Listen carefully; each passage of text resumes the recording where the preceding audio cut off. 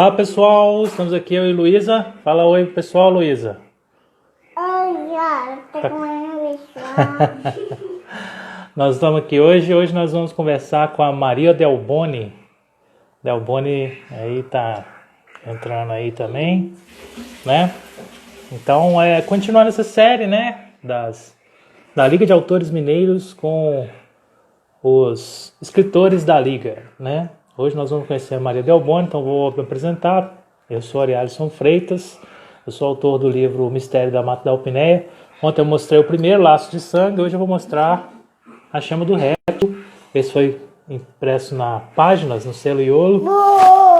E vocês podem conferir lá no site da Páginas, certo? Vocês podem pegar lá no site da Páginas, procura por Alpineia e dá tudo certo. Bom, o que a gente pode fazer nesse período de quarentena, né? Gente, sabe o que eu tenho? O que você tem? Conta pra nós. Eu vou contar para ele. Conta uma história pro pessoal aí, então. Tinha muito lixo no meu banheiro. E você limpou? Não, Não? Então tá bom. Então vai lá limpar o lixo no banheiro. Depois você volta aqui, tá bom? Vai lá. não, tem papel lá na lixeira. Vai lá limpar o banheiro. Deixa o papai fazer aqui. Bom, vamos convidar a Delboni então para entrar, certo? Escritora Francine Rodrigues aí já está participando com a gente. Ela foi a entrevistada de ontem, né? Vamos convidar a Delboni para participar aí com a gente. Aqui. Bom, é isso aí, pessoal. Então, nós vamos tentar fazer essa série aí, né? Ao longo dessa semana a gente já tem os escritores marcados, e aí a Delboni agora vai entrar aqui para falar um pouco do seu trabalho para a gente, né? Já mandamos um convite aí, Delboni. Aceita aí para a gente poder continuar falando. Vai entrar aí agora, Delboni. Olá, boa noite. Olá, tudo bem? E Ei, aí? Aliás, boa noite. Já estou aqui. Boa noite, colegas. Boa Tenta, noite, escritores do Brasil. tente deixar a sua câmera parada para não ter perda de pacote. E aí ele vai fixar no Ok, vamos lá, cenário. então. E aí a gente Pronto. só mexe a boca, faz os Fica mais gestos e fácil. aí dá certo. Ok? Certo. Bom, Ok. queria que você começasse se apresentando, né? Falando um pouco da sua história na escrita. Né? Qual que é a sua profissão? Você foi professora há muito tempo, né? Você me falou. Fui professora por 37 anos, me aposentei como professora de língua inglesa. Por esse tempo todo de ser professora, eu fiz uma gramática que lancei na Bienal de 2017, no Rio de Janeiro, que é uma gramática da língua portuguesa, explorando todo o universo da língua portuguesa, desde a ortografia até a literatura. Então tem um pouco de gramática histórica também nessa sua gramática, não? Essa gramática é uma gramática assim, interativa, mas ela é de uma forma diferente, não é uma forma coloquial, é como se estivesse dando uma aula. O objetivo da gramática foi justamente dar uma aula, como a gente está fazendo aqui agora, uma aula de internet, uma aula que não precisa ser presencial. Esse é o objetivo, você fosse aprendendo e aprendendo. Depois eu passei, por bastante tempo, eu passei fazendo, desde 87, que eu comecei a fazer contos, poesias e participar de antologias. Em 2016, eu resolvi fazer um livro solo. E Você está próximo à conexão ao seu roteador aí na sua casa? Você está próximo a uma conexão? Tá próximo. Porque para mim aqui está paulando. Eu não sei se para você está crescendo aí também.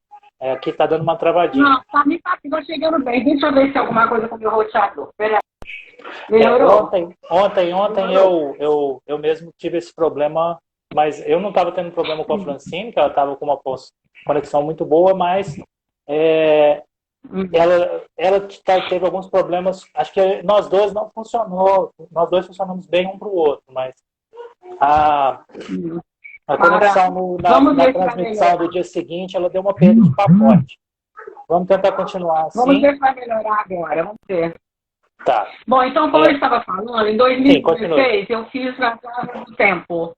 Nas Asas do Tempo é uma crítica dos anos 60, com uma personagem, Sabrina, tentando se moldar aos anos 60 com as críticas da sociedade em cima da mulher. Este livro foi passado para o espanhol e para o inglês, em Nas Alas do Tempo e On the Wings of the Time.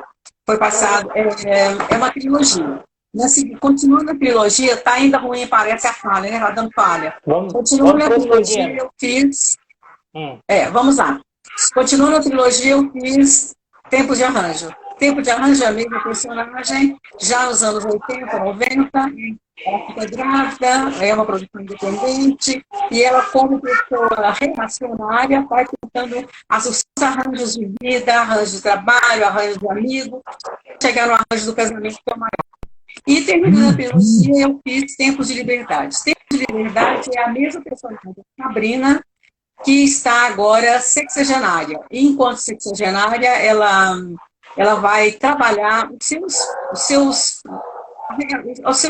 níveis de valores que ela traz nos anos 60, as suas concepções de vida e adaptá-las ao século 2000. Então você tem uma visão dos anos 60 adaptada à nossa atualidade, seria isso? Isso. É uma visão da mulher através dos tempos, sofrendo os preconceitos, sofrendo as pressões da sociedade, da comunidade onde ela está inserida, da família, e dela mesma, porque ela também se cobra. Ela também se cobra porque traz arraigado. Mas aqui, você pensa nos valores daquela época de 60, você traz isso no livro, ou não? Como seria um drama de valor dos anos 60 na atualidade? Como é que funciona? Eu não entendi muito bem essa história, não. Ela vai passando através do tempo, a minha trilogia vai passar acompanhando o tempo, com as modificações da sociedade que a personagem vai sofrendo, e ela vai transpassando isso através de um livro de contos, através dos contos, ela vai mostrando a visão dela que ela tem da sociedade, desse preconceito em cima da figura feminina. E nada, ela ainda está na figura feminina. Da figura feminina, só trabalho com a feminina, E no Tempo de Liberdade, ela está mostrando isso também, porque ela, infelizmente, ela tem esses valores arraigados, mas ela está lá se moldando aos anos, né? Então, depois posso ler para você um conto que dá para a gente ter uma ideia, assim, dessa digladiamento da personagem com o tempo e com os valores. Vejamos lá, pode ser? Certo. Você tem um trecho aí para ler para a gente? Vou ler. Vai lá. O conto chama-se Os Hormônios Estão Calados. Sabrina pensava que tudo estava bem. A vida inteira desejou dar um basta àquela revolução de hormônios que comandara seus atos, que a fizera tantas vezes agir sem pensar, que deixara um laço de culpa. Culpa, não arrependimentos. Não gostava nada do sentimento dolorido e inquietante do arrependimento. Arrepender-se para quê? Ou por quê? Sempre preferia o frio da culpa. Ser culpada era ter feito algo transgressor. E ela gostava daquele sentimento. Sentia-se livre naqueles momentos, onde se atrevia a extrapolar e até mesmo errar. Sentia-se poderosa, dona de seus atos, senhora da vida. E era com a culpa que sempre vinha os questionamentos de seus impulsos. Não sabia controlá-los. Não sabia porque, na verdade, não queria. Se quisesse, poderia ter aprendido, mas nunca quisera. Os hormônios, sim, eram difíceis, quase impossíveis de serem controlados. Eles agiam com toda a força, estavam sempre a borbulhar, saltitando como uma garotinha, arrepiando os pelos ou tripando os erros. Era preciso, por fim, aquele frenesi. E eram os impulsos que conseguiam aquietar aqueles hormônios. E a sensação era maravilhosa. Que viesse a culpa. Com a culpa já estava acostumada, sabia como lidar. A demora em se livrar dela cada vez ficava menor. Era preciso apenas driblar seus valores. Sua moralidade tão antiga. Se pensasse nos costumes do momento, se pensasse em suas amigas, que haviam dado cabo de todos aqueles condicionamentos do passado, aí então tudo ficaria mais fácil. Sabia que eram desculpas. para acobertar suas ações impensadas, mas não importava. Conseguia lidar com elas, dourá-las e dar a elas uma aparência de verdade. E tudo ficava bem. A consciência tranquila e o corpo satisfeito. E agora? Onde estavam aqueles hormônios? Onde estava aquele sentimento de culpa, tão conhecido e companheiro? Haviam desertado, pois parecia que estava oca, vazia. As ilusões são para serem vividas, todos os seus sonhos para serem percebidos, mas eles precisavam estar presentes. Se não houver sonhos, não há por que haver esperança. E a vida estava assim, no lenço torcido. Gostava dessa imagem. No lenço torcido estavam as marcas feitas pela ação de torcer, marca de suas ações na vida. Era o seu rosto no espelho. As rugas de flacidez, marcas de uma vida, das alegrias e das tristezas. No fundo dos olhos estava ainda uma pequena luz a brilhar pelos dias passados. Era felicidade. Fora feliz. E ali estava a prova, os anos vividos. Pô, muito legal esse trecho aí. Dá vontade da gente ler o restante, né? Quais são as suas principais influências, Delboni? Conta para nós aí. Como? Quais são as suas principais influências? Quais escritores que você lê bastante? Assim? Quais são as suas principais influências? Eu passei a minha vida lendo. Eu comecei a ler minha adolescência com os irmãos Grimm. Passei por Machado de Assis, passei por Luiz de Azevedo. Como eu gosto de dizer que eu dormia com um e acordava com o outro, que um era o sonho de Machado e o outro era a realidade. O Luiz de Azevedo com o cortiço, com as coisas da vida, as modernidades. E então era a realidade na vida, era os pés nos chãos, né? E daí foi a fantasia, né? Daí foi o começar a escrever. Da realidade fantástica, aquela coisa assim, né? Tem um conto da Luiz de Azevedo que eu me lembro, que ele cria um personagem imortal, que é o Sofieri. Você chegou a ler esse? Não cheguei. A Luiz é muito interessante. Eu gosto de... O Cortiço é o clássico, todo mundo já leu, né? Mas ele tem um livro muito interessante da sogra, para nós casados, que é super interessante, que ele chama O Livro da Sogra. Sim.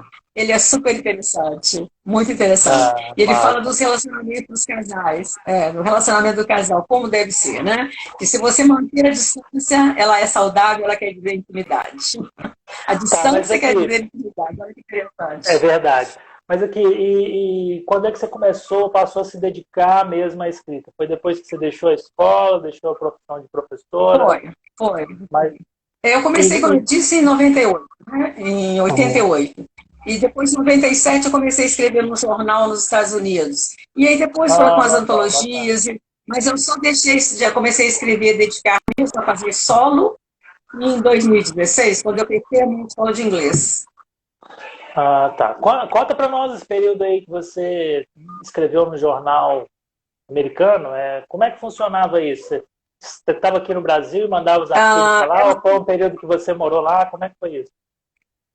Não morei. Eu tive uma sobrinha que morou nos Estados Unidos por 14 anos.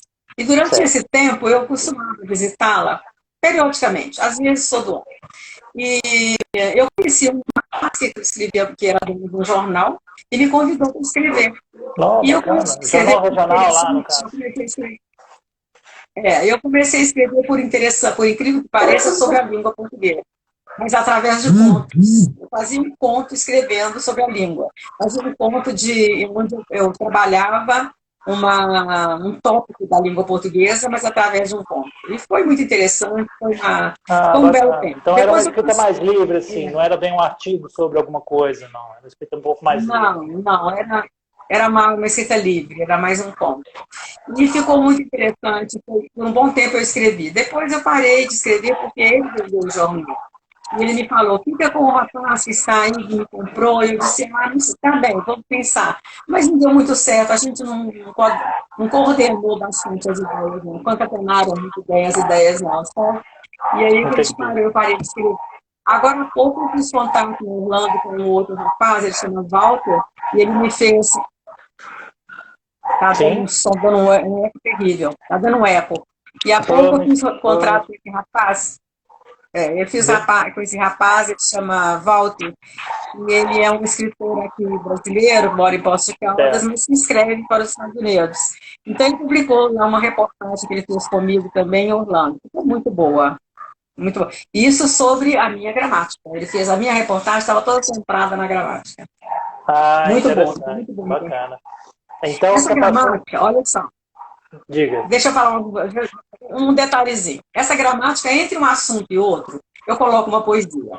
Por exemplo, vou ler para você uma poesia quando eu quis trabalhar os estilos do escritor e as figuras de linguagem. E, por exemplo, eu queria trabalhar com a figura de linguagem com eufemismo.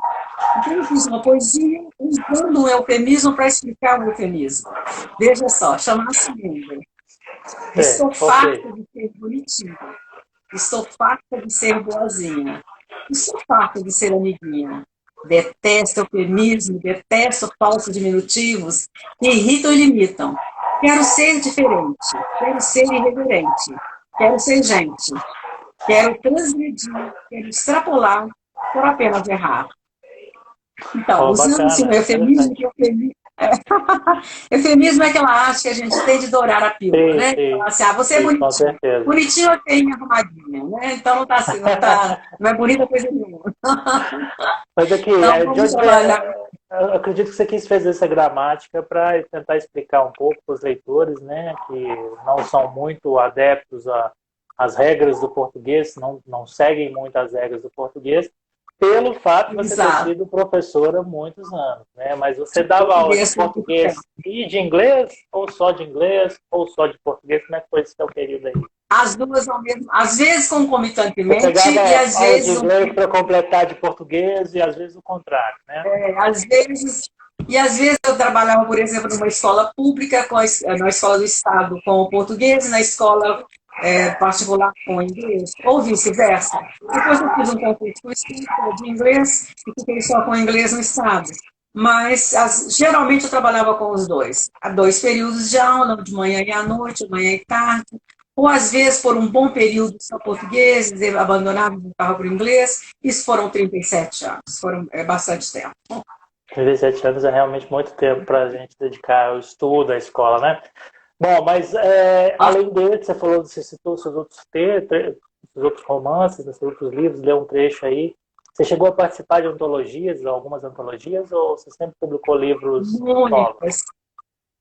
Não, muitas antologias. Eu tenho sempre às vezes com poesia, mas a maior parte das vezes com contos. Eu gosto, como eu disse, eu sou contista por natureza. Sou acidentalmente sou poetisa. Sou poeta por acidente. E você participou aí dessa última coletânea da Liga de Autores Mineiros, né, que foi lançada na Amazon, sobre contos de carnaval, né? E eu fiz um conto de carnaval. E você fez um conto, seu conto fala sobre o que nessa antologia da Liga? Pois é, não tenho ela aqui na mão para te mostrar. Deixa eu ver se eu consigo colocar ele aqui no computador e eu te falo. Mas eu vou te falando sobre o que contava. Na verdade, o texto falava de carnaval e falava do sonho da Colombina, sabe? Certo. E ficou super interessante. Que pena que nós não fizemos Aí, já achei. Pode ler? Pode ler o carnaval? Lê um trechinho aí pra gente. Vai. O meu carnaval. A noite estava clara, amena, soprava um vento suave. Vento sul com aqui. As pessoas tem sempre o vento com a mudança da lua. Em 2 dias seria a lua cheia. Dizem que a lua cheia traz muitas mudanças. No clima e nas pessoas. E eu me olhava no espelho e não podia detectar nada novo, nada diferente. Era meia idade, as rugas aparecendo, o cabelo embranquecendo e os ombros. Será que estavam se curvando? Virei de lado para me ver um pouco melhor. Sim, a linha da coluna parecia um pouco menor, encurvada. Em um movimento automático entre os ombros, reação positiva, o peso dos anos. E fosse pesar em outrem. Estou bem, e a única mudança que quero agora é no visual. Mudar tanto que ficarei irreconhecível. Começando pela roupa. Era uma fantasia de colombina, cor-de-rosa, leve e vaporosa. Nas fantasias viagem das pessoas. Pirata, princesa, terror, tudo que a imaginação ditar. A minha era colombina. Um retorno à adolescência. Viver por 3 dias o descompromisso. Sentir o cheiro e o calor da juventude. E buscar o riso e a alegria. Vestir. E no espelho a minha imagem havia mudado. Os me tornava leve. Então pensei na máscara para o rosto. Muita maquiagem antes. Esconder as rugas, um batom vermelho para destacar os lábios. E por último, para os olhos, uma máscara azul, nada com muito brilho. Olhei de novo para o espelho. Aquela mulher de meia idade havia desaparecido. E em seu lugar havia chegado a adolescente. O meu espírito de menina viajou na fantasia. Voltei no tempo. A imagem merecia um rodopio, um saltinho e até mesmo uma gargalhada. Posso realmente ser o que quiser aqui fora, mudar como quiser este corpo, porque por dentro o meu espírito, este continua jovem. E é ele que comanda o espetáculo. Só preciso de meu humor. Meu carnaval começa em mim. Isso eu posso decidir, compete a mim e a mais ninguém. Colocar um sorriso nos lábios e sair por aí. Interessante, muito bom. O conto está na antologia O Dia em que o Samba Parou. Está disponível na Amazon, no Kindle você pode ler gratuitamente ou comprar ele por R$ 2, né? Se você tiver o Kindle Unlimited, aliás, você pode ler ele gratuitamente, né? Que é aquele plano de stream de livros, né? Da Amazon. E o valor dele está R$ 2 na Amazon lá. Pra versão, não só além da Maria Delboni tem vários outros autores, né? São 15 pessoas, né? 15 ou 16, eu não lembro. Acho que todos nós estamos lá, né? Não, todos não, lá, não todo todos mundo, nós. não. Então, para quem estiver ouvindo a nossa conversa e gostaram do meu texto, que vai lá comprar ou vai lá baixar lá gratuitamente, de vez em quando ele está gratuito também, né? Gratuitamente vai ler aí, de vez em o meu quando. e o de outros. Tá certo. O meu e o Agora de nós outros. estamos com outra ideia de fazer uma outra antologia sobre outro tema. E como é que você está produzindo essa quarentena? Conta para nós. Pois é, eu estou fazendo uma biografia, mas não é minha, não. Estou fazendo uma biografia da minha mãe. Vai ficar super interessante, tenho certeza. No Eu máximo também interessante. já tive ideia de escrever isso para a família, assim, sabe? Mas é meio complicado você escrever sobre a família, assim.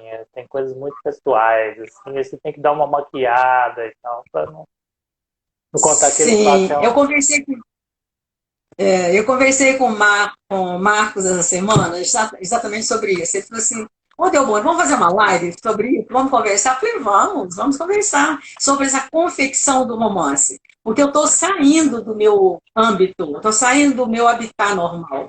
O meu habitat, o primeiro era o didático, depois ele passou para os contos, eu me atrevi à poesia, ganhei até um troféu de poesia, ganhei o primeiro prêmio de uma poesia também esse ano, com uma poesia que chama de Um Tempo Sem Tempo.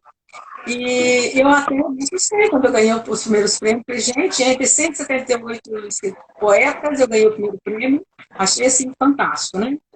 Mas voltando ao que a gente estava falando, então eu estou saindo um pouco desse meu habitat, dessa minha zona de conforto, e indo para o romance, que é uma coisa nova para mim. Eu estava conversando com o Marco sobre isso, do que ele achava de algumas posições que eu estava tomando, algumas ideias que eu tinha, e de colocação, de como fazer, de como trabalhar como levar adiante o roteiro, né?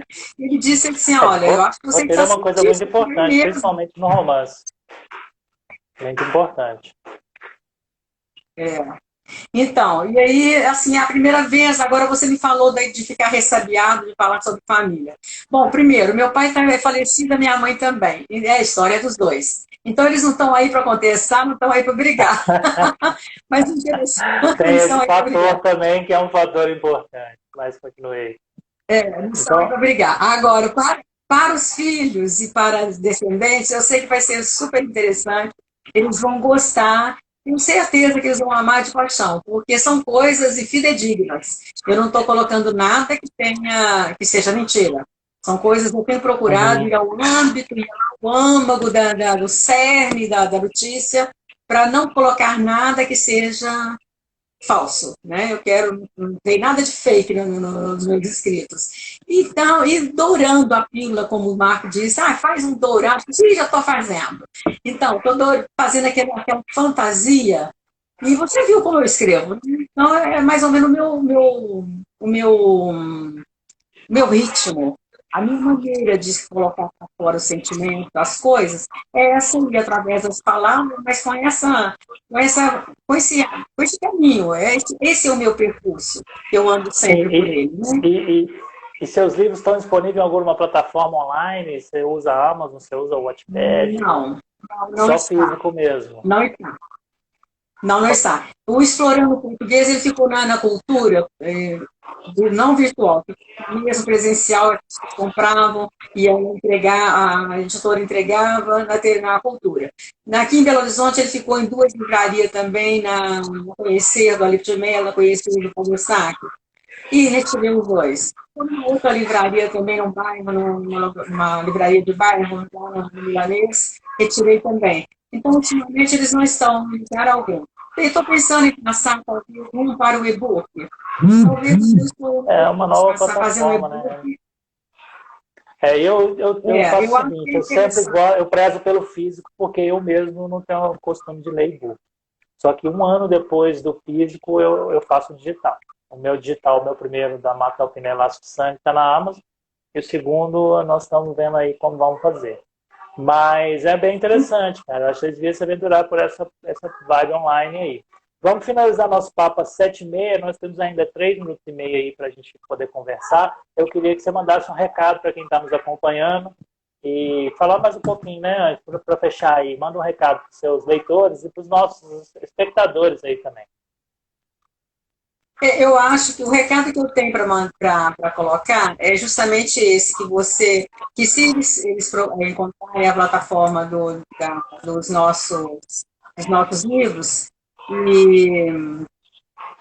e se eles puderem ler, tiverem a oportunidade de procurar, de encontrar, que eles leiam essa nossa programação do Carnaval, que ela ficou muito interessante.